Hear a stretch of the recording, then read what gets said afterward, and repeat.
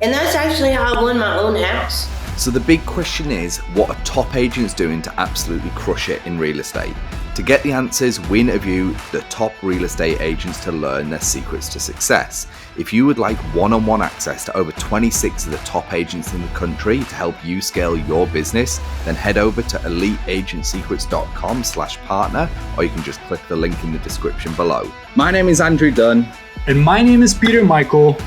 Welcome to Elite Agent Secrets. I wanted to roll into your third topic, which is actually how to win a bid. So this is more of a tactical thing, I imagine, for agents in today's market. And obviously it's an important thing to know in the future, because this has been a hot topic for a while. It's like when there is 5 bids or whether it's 15 bids, it's like, how the fuck do you win?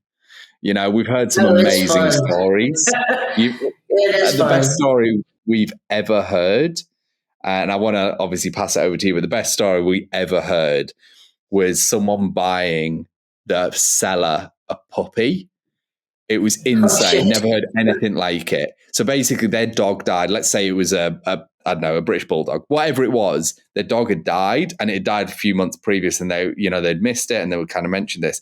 And the person really wanted the home. He didn't give the highest bid, but they turned up with a puppy, and they sold. And I was like, that is the fucking craziest shit I've ever heard. To buy a dog to try and win this house. They won the bid, but can you imagine if they didn't? And they're like, "Fuck, we got a dog." We got a fucking dog. Lord, we don't have a house, we've got a dog. So unpack your third and final secret to success, which is how to win a bid. A lot of that depends on your buyers and how much cash flow they have and what they're comfortable with. And I try my best not to max somebody out to the point where they're like, I'm not comfortable doing this. But when that market got so hot, I actually had buyers throwing $50,000 extra at houses and completely missing it. And I'm like, oh my God, that was 50 grand. Like, who the hell outbids you? And it was, and nothing against people from California. These people were coming in from California with just shitloads of cash. Because they can sell a house there and then come buy 2 or 3 here in cash. Yep. And so that's exactly what was happening in our market too. Yeah, you just can't compete with that. But for the ones that could compete a little bit, and I would just have to tell them, if you can, whatever you can nix out of that contract for the seller to pay, the more attractive you become. And I said, and I hate to say this because I'm a real advocate for having a home inspector go in and check stuff, because I tell my people, I said, I can run through that house and tell you that damn thing looks great. And I said, that home inspector is going to come right behind me and rip that house a new asshole, because I'm not checking windows. I'm not checking plumbing. I'm not checking to see if the toilet flushes. Yeah, it looks good to me. But I said, it's scary, but if you can nix the home inspection, it makes it more attractive, because the seller goes, oh, well, I don't have to make any fucking repairs. Like, my toilet rocks, but they don't give a shit. And I said, it's scary, but if you can nix all of that shit, your offer becomes more attractive. And that's actually how I won my own house, is I nixed everything. And it was scary, but I did it. And then I inspected it later, and I realized I didn't do too shabby, because they actually gave me a book of the remodel of the house so I could see what happened to this house.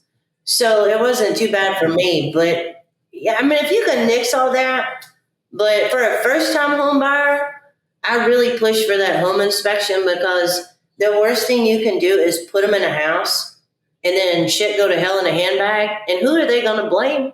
You. They're going to come back to the agent and go, well, that agent screwed me over. That agent didn't tell me. And I don't want that to happen. But if you are comfortable and can do it, nix it all, pay a little more, and get the house you want.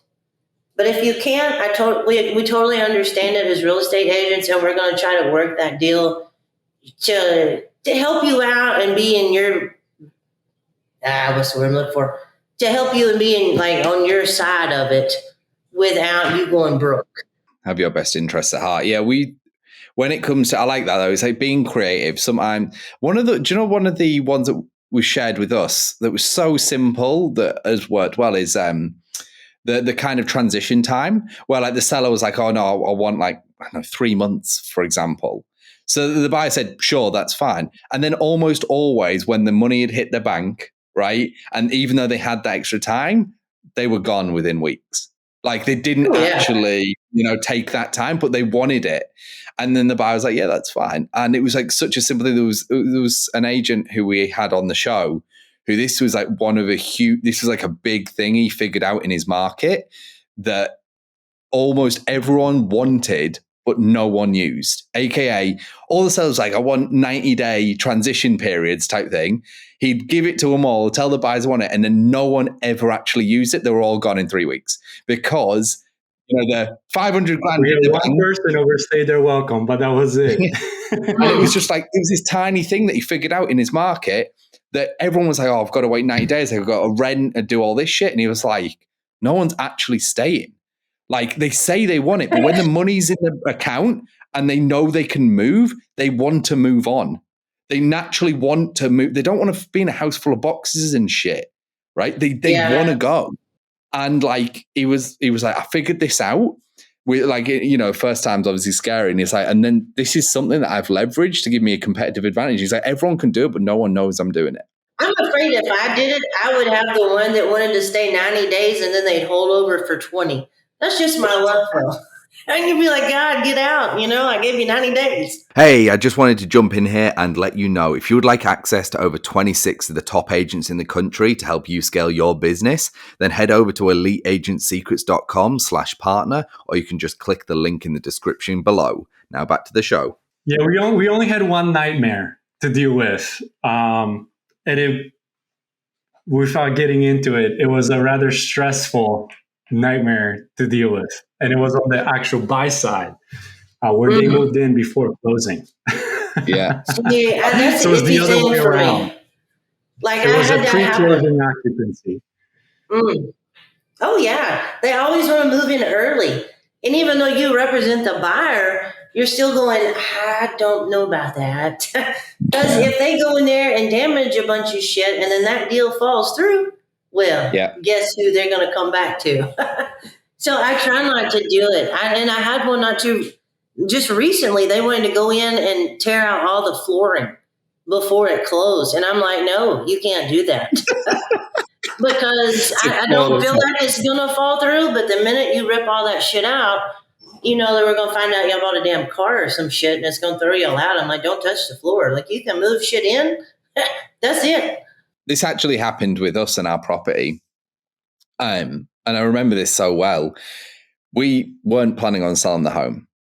And it just kind of coincides with this story. And someone was like, want to buy your home? No rush. Like, they don't need it. They wanted it. And they were just like, we will wait as long as you want to keep the house. And we didn't start looking for best part of 18 months. So we sold the home. We lived in it for well over another year, well over. And they were like, we don't care. We just want to confirm that this is our property. You can stay as long as you want indefinitely, essentially, which is kind of an unusual situation as well. And then we ended up leaving. They moved right in, but it was their dream home. And they just wanted to secure, they had cash, like they just bought it in cash. Like it was like, we don't need the house. We'll buy it in cash. You got the money, move out whenever you move out, we'll move in.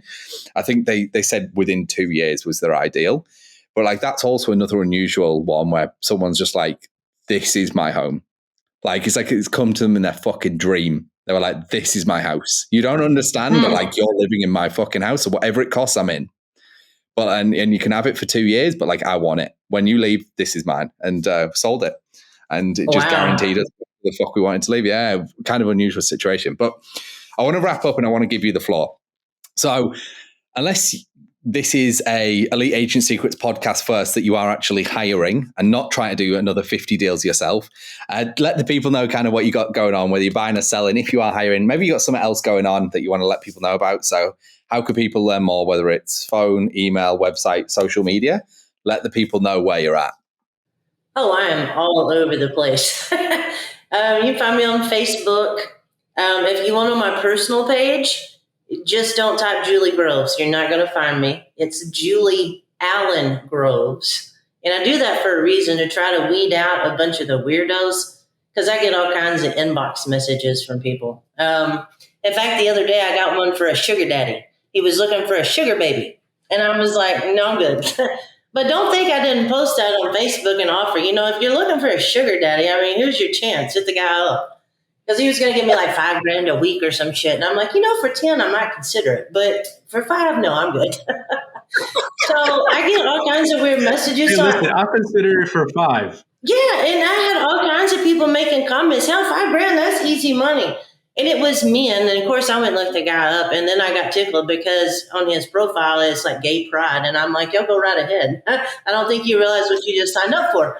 So, so I'm under Julie Allen Groves there to try to weed out some of that crap, but it's entertaining nonetheless. Right. You can find me at 903realty.net, 903-realty.com. I'm on Instagram. I think I don't do much on Instagram, so I really can't even tell you what my name on there is because it's linked to my Facebook. But no, if you Google, you can find me just about anywhere. Google is your best friend. Amazing. Now, we've got 3 quick fire questions before we wrap up here. So straight off the top of your nut. First one, favorite book or person you're learning from at the moment? Whew, that's a broad list there. I network with people, but who was I just bought? Jeff Ducharme would have to be my number one guy right now. And he runs a group called Insiders Investors Club. I think I've heard of it, actually. I think that rings a bell. Inside Investors Club rings an actual bell to me, so I might know that guy. Second one, what's your real estate goal in the next 12 months? Y'all are going to laugh, but I do not set goals. And that sounds funny, and people think I'm nuts when I say that. Like, my only goal is to do better than I did the year before. And the reason I say that is because if I go, I want to sell 30 million and I only make it to, let's say, 20, well, then I'm just disappointed. I have disappointed myself wholeheartedly. So my only goal really is to be better than I was the year before, better than I was yesterday, better than I was a week ago. So I try not to set any unrealistic expectations, because I have seen that just devastate people when they don't reach that goal. All right. Well, with that, the third one, though, is what would be the biggest obstacle for you achieving your goal? So if you want to do a little bit better than last year, what's the thing that's going to stop you doing a little bit better than last year? Really, the biggest obstacles I run into are negative-ass people.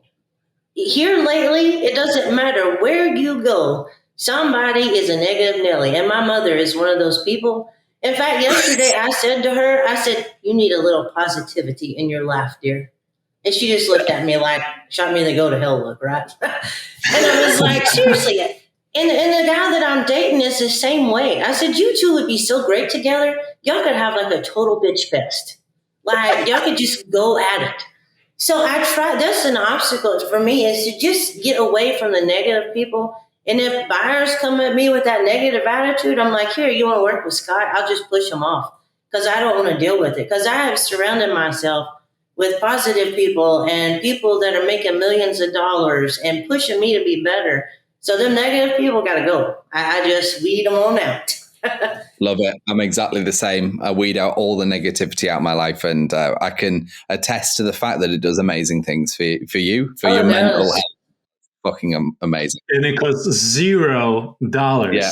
Exactly. That's the best one. And I did find that when you start that, people start telling you, oh, well, you've changed. You're not the same person. No, you're not, because I don't have to deal with your shit no more. I mean, I've got better things going on. So it's a great thing. I have changed. You fucking haven't, which is why we're not friends. Julie, thanks for coming on the show and sharing your secrets to success. Everyone, we hope you've enjoyed listening to this episode, and we will see you in the next one. Thanks for listening to this episode. If you would like one-on-one access to over 26 of the top agents in the country to help you scale your business, then head over to eliteagentsecrets.com/partner, or you can just click the link in the description below.